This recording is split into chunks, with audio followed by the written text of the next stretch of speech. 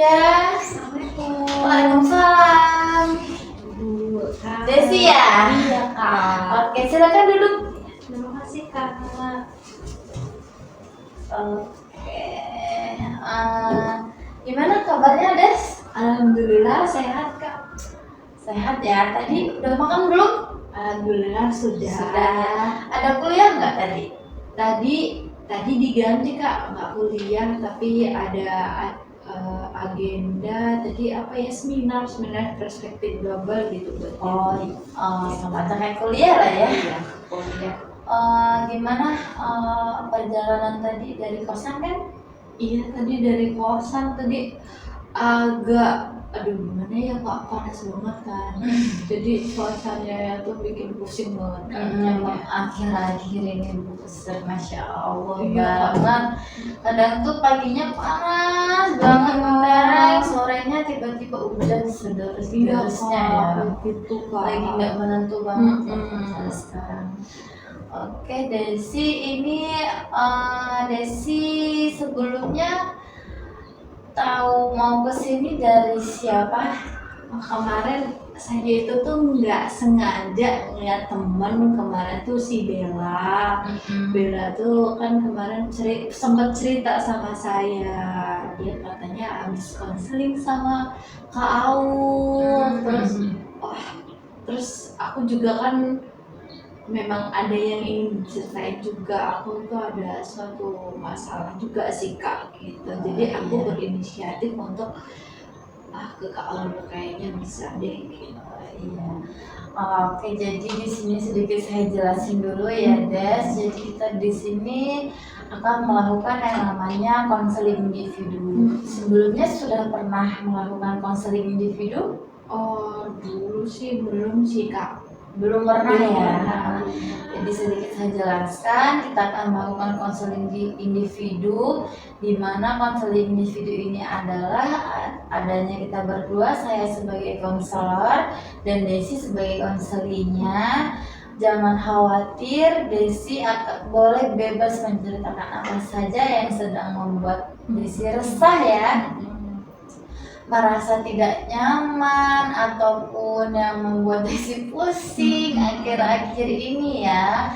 Karena kita di konseling individu ini ada yang namanya asas-asas. Yang pertama itu asas kerahasiaan.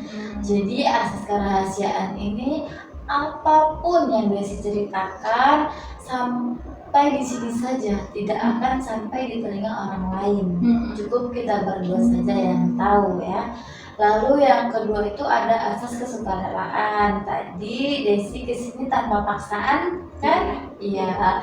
Jadi dan juga kesukarelaan untuk Desi menceritakan tanpa sungkan, gitu ya. Lalu ada juga asas yang keterbukaan ya, berkaitan tadi sama dengan asas kerahasiaan, asas kesukarelaan. Asas keterbukaan ini saya harap Desi tidak ada yang ditutup-tutupi ya, agar tujuannya itu sesi konseling kita ini lebih akurat untuk mendapatkan solusinya. Tetapi di sini solusinya itu Desi sendiri yang akan mencari solusinya dari masalah Desi. Jadi kita di sini santai aja ya. Sudah paham, Des? Iya. Bagaimana perasaan Desi ini sekarang? Kalau ditanya perasaan mungkin Kak, masih saya tuh sekarang tuh pikirannya masih penuh gitu, Kak. Boleh diceritakan itu lebih detail ya, penuh dalam arti apa tuh? Jadi kan saya sekarang sedang melaksanakan PPG sama Iya. guru ya, Kak.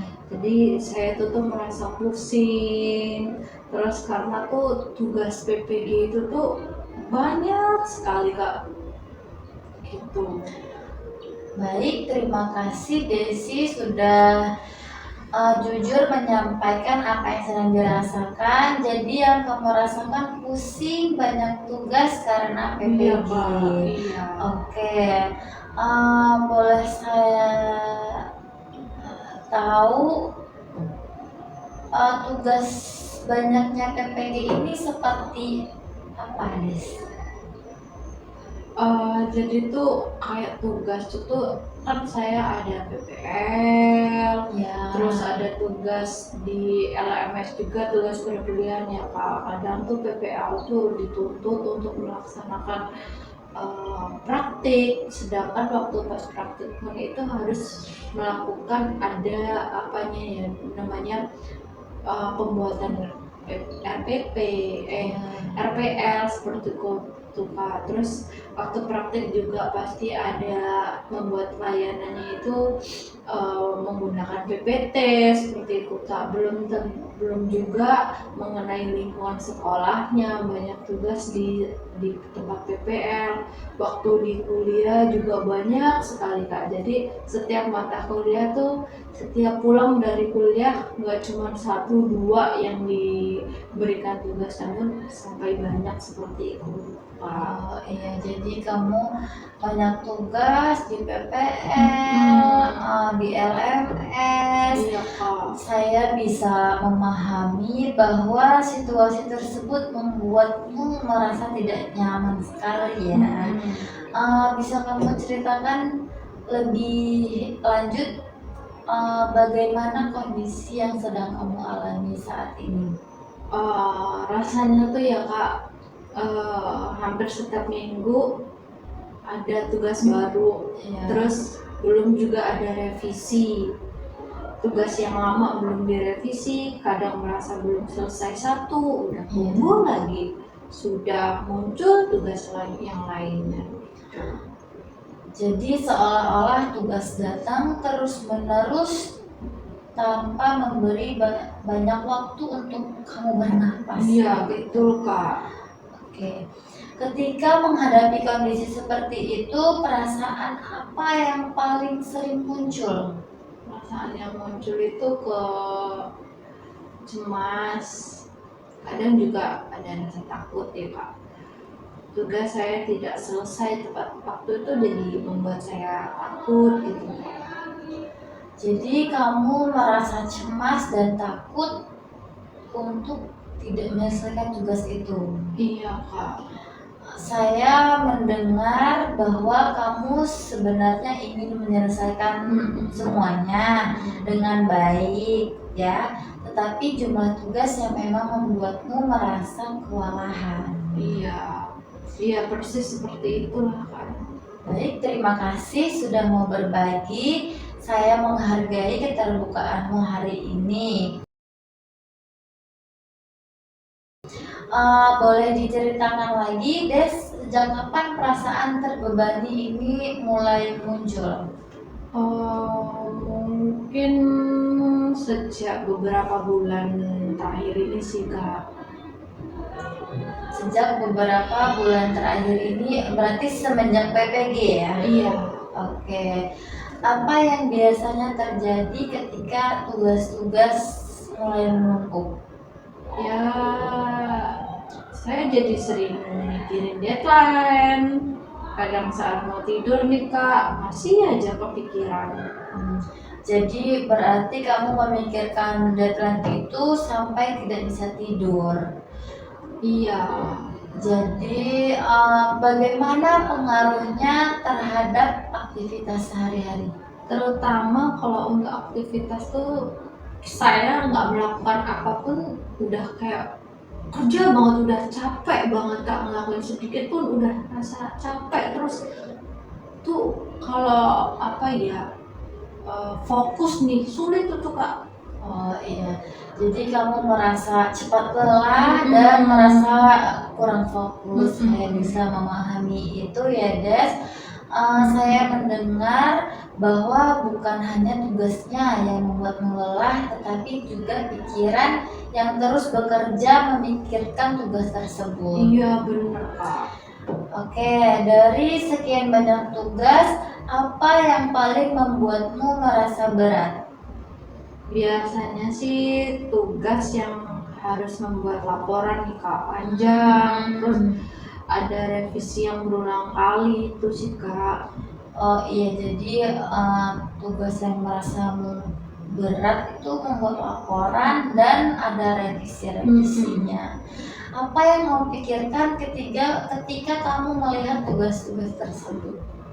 Saya tuh sering kepikiran terus, aduh, kapan sih ini selesainya? Ada lagi, kapan ya selesainya tugas ini tuh? Ya, saya bisa memahami perasaanmu, Des.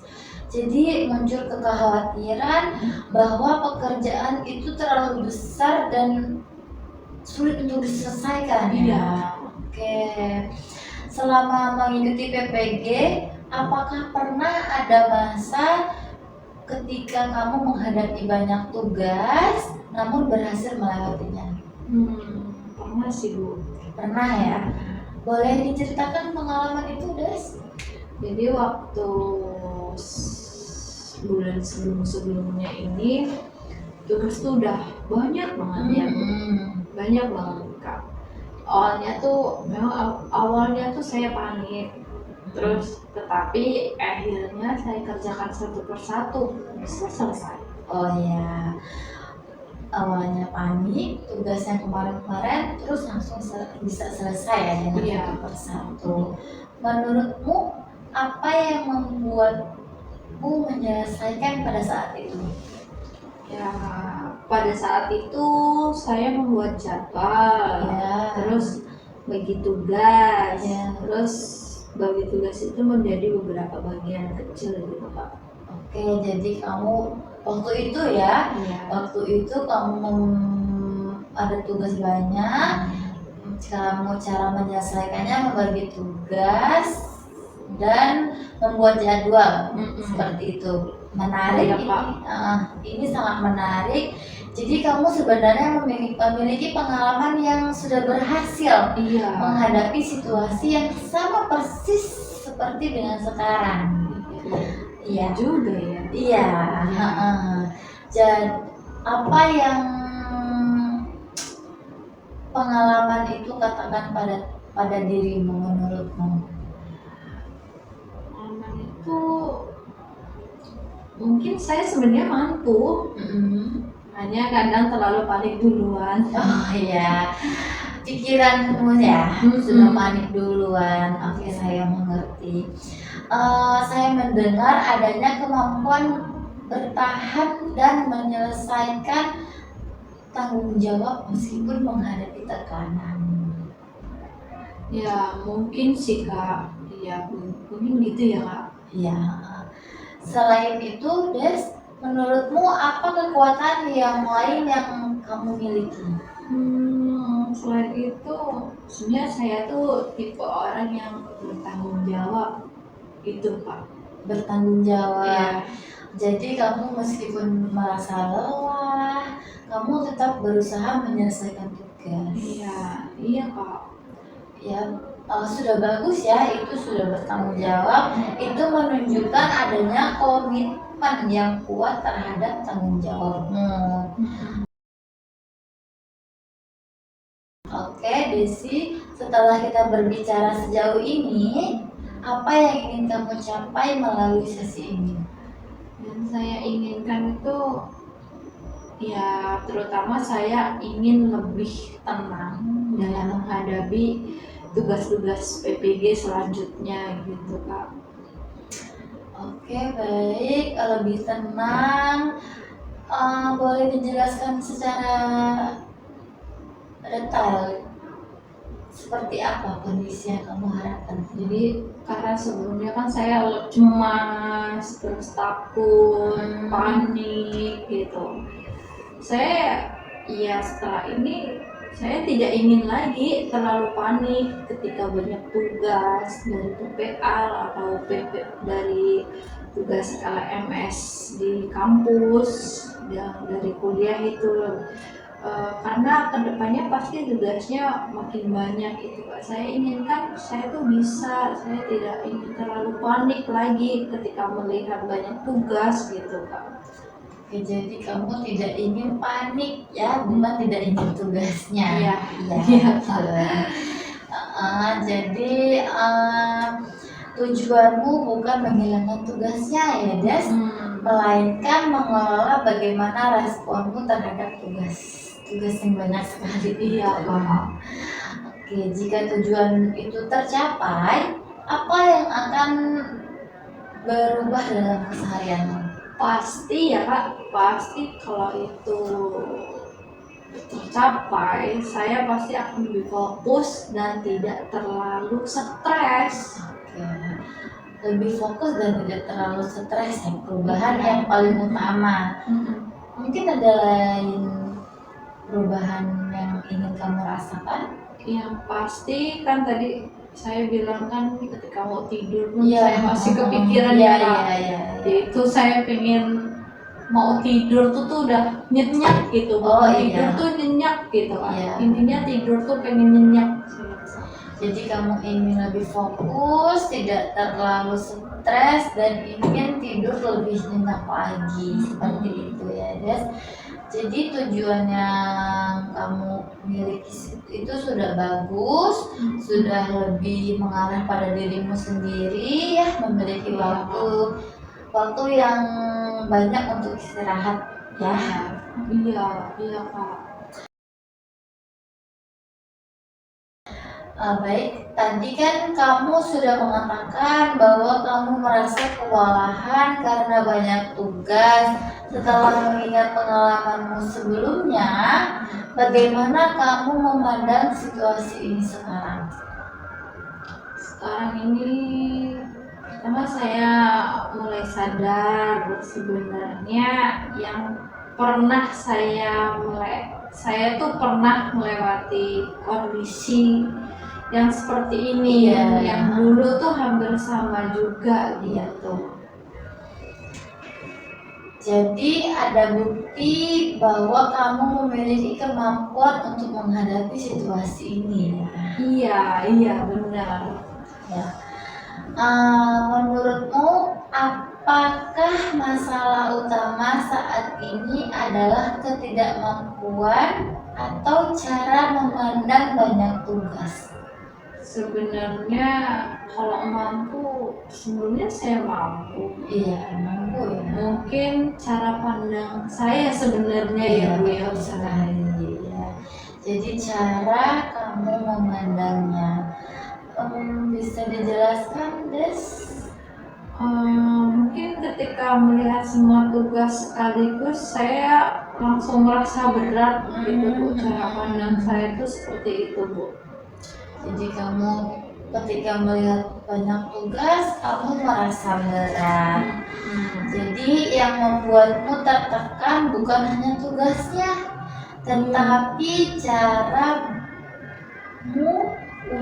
kepada pikiranmu memproses semua tugas tersebut. Iya. Bagaimana nih jika tugas-tugas tersebut dipandang sebagai beberapa langkah kecil yang bisa diselesaikan satu persatu? Pasti kalau begitu rasanya lebih memungkinkan untuk dilakukan. Iya. Apa yang berubah ketika kamu melihat seperti ini? Saya jadi merasa tidak terlalu takut sih gitu Kak. Jadi tidak merasa terlalu takut ya. Menarik ya, ini sudah menarik. Jadi sebelumnya cerita yang muncul adalah tugas kamu yang terlalu banyak ya, dan kamu tidak sanggup. Iya. Ya kan sebelumnya. Sekarang cerita yang muncul di angan-anganmu menjadi apa? Di angan-angan saya, perasaan saya sekarang ini pasti tugas saya memang banyak Ya. tetapi saya bisa menyelesaikan bertahap. Oke, bagus sekali ya Des. Bagaimana setelah kamu mengungkapkan Pertama aku lebih lega. Oke, ya. Lebih lega ya. Saya melihat ada keyakinan baru yang muncul dalam diri kamu. Sudah bagus ya Des. Iya. Oke. setelah mendapatkan pemahaman baru ini ya, langkah apa yang ingin kamu lakukan? Saya sangat ingin membuat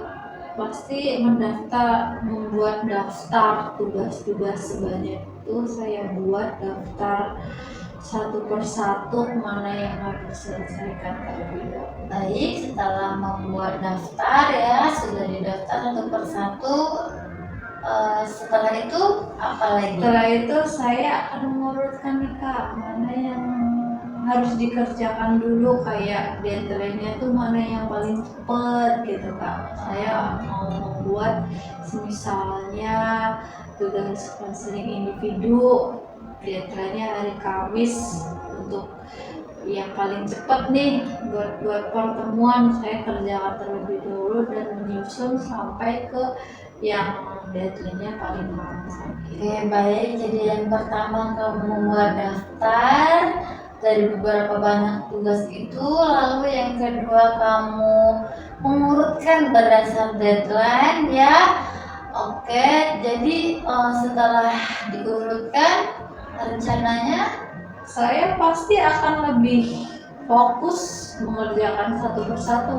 Jadi saya udah mengurangi yang stres, pusing mengenai tugas. Saya sudah mengerjakan satu-satu, fokus satu dulu diselesaikan, satu dulu diselesaikan. Jadi tidak terlihat menumpuk banyak gitu. oke. Tapi tadi kamu kan cerita ya, tadi waktu tidurmu nggak nyenyak, terus terganggu. Lalu bagaimana dengan waktu istirahatmu, Des? Ya, saya pertama akan mengurangi begadang jadi teratur jam 10 itu udah teratur gitu. Oke. Jadi kamu yang pertama ini mengurangi waktu untuk begadang ya, tidak begadang lagi. Baik. Apa yang akan membuatmu menjaga konsistensi tersebut? Saya akan membuat target harian gitu Kak, yang realistis sesuai dengan diri saya gitu Kak. Oke, membuat target harian ya, Des. Sudah bagus, itu sudah sangat bagus sekali. Jadi rencana yang kamu buat adalah yang pertama menulis seluruh tugas yang ada, mengurutkan berdasarkan prioritas, fokus pada satu tugas dalam satu waktu, membuat target harian yang realistis, dan menjaga waktu istirahat untuk tidur. Iya Kak. Oke Desi, dari skala 1 sampai 10, seberapa yakin kamu dapat menjalankan rencana tersebut? Mungkin seberapa yakin saya 1 sampai 10 itu 8. Oke, kenapa memilih 8, Des? Ya, karena saya pernah berhasil kan melakukan hal yang sama sebelumnya, makanya saya mengambil nilai 8. Oke, jadi itu menunjukkan bahwa keyakinan tersebut berasal dari pengalaman nyata. Oke, Desi, sebelum kita mengakhiri sesi ini, apa hal yang paling penting yang kamu dapatkan dari pembicaraan kita hari ini? Saya menyadari sih Kak, bahwa sebenarnya saya tuh sebenarnya mampu menghadapi tugas-tugas ini. Iya. Saya hanya perlu mengelolanya dengan yang lebih baik lagi. Oke, baik. Jadi kamu merasa mampu untuk menghadapi tugas-tugas ini dan perlu mengelolanya lebih baik lagi. Oke, bagaimana perasaanmu sekarang dibanding pada saat awal tadi, Des? Tadi itu banyak beban ya Kak, saya banyak banget pikir. Sekarang tuh jadi lebih tenang. Oke, jadi lebih tenang ya, itu bagus sekali. Saya senang mendengarnya. Terima kasih atas keterbukaanmu selama sesi ini. Semoga langkah-langkah yang kamu susun dapat membuatmu mencapai tujuan yang diinginkan. Amin. Amin. Semoga. Terima kasih ya Kak. Oke, sama-sama. Untuk sesi pada hari ini udah selesai ya Des.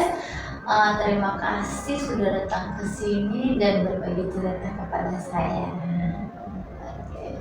Kalau begitu saya lanjut ya Kak. Makasih sebelumnya saya semakin lebih lega setelah melakukan konseling bersama Kak. Ya, terima kasih juga ya Des. Terima kasih ya Kak. Ya, hati-hati ya Des. Assalamualaikum. Waalaikumsalam.